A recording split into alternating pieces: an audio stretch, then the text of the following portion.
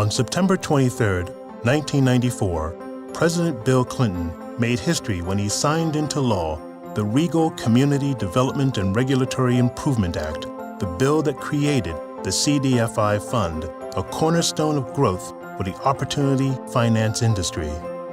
This bill is not about bureaucracies, and it's certainly not about distributing handouts. It's about new opportunity for people to assume responsibility to make good lives for themselves by making the private sector work in places where it had not gone before. That is what this bill is about. Less than 2 years earlier, OFN and its peers offered a bold vision for the future. And I think what we were trying to do was to develop an affirmative policy that, in terms of bringing financial services to poor communities and individuals, all that existed really was the stick rather than the carrot, namely CRA-type sanctions against institutions, which would be exercised through various challenges and so forth. CDFI practitioners seized their opportunity when candidate Bill Clinton announced he was going to create a network of 100 community development banks and 1,000 micro-enterprise funds if elected president. That was obviously one of the big game changers in this industry, and we all kind of ran with that. Shortly after the 1992 presidential election, the CDFI industry submitted a white paper to the Clinton transition team. It influenced the CDFI fund legislation in important ways. And the industry was strong enough to say, no, we already exist. What we need to do is strengthen the network. And to say, you may have a good idea, but that's not the right idea to the Clinton administration.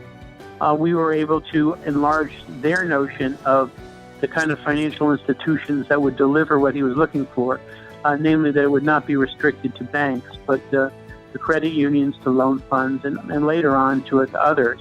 There were these two discussions at Shore Bank in which you and others wanted us to support the non-bank model, and we refused to do that. But in hindsight, I'm really glad that you guys carried the day, because in my mind, what the best of the CDFIs represent, especially the non-bank CDFIs, is a passion and a resourcefulness to work in communities. The emergence of a federal agency to support this work was one of the reasons that I made the decision to move from North Carolina to Mississippi.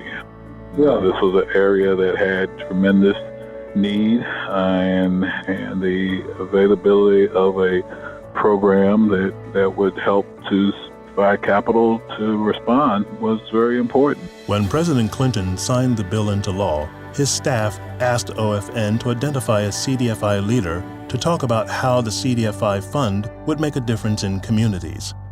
The poor pay the most for and have the least access to credit.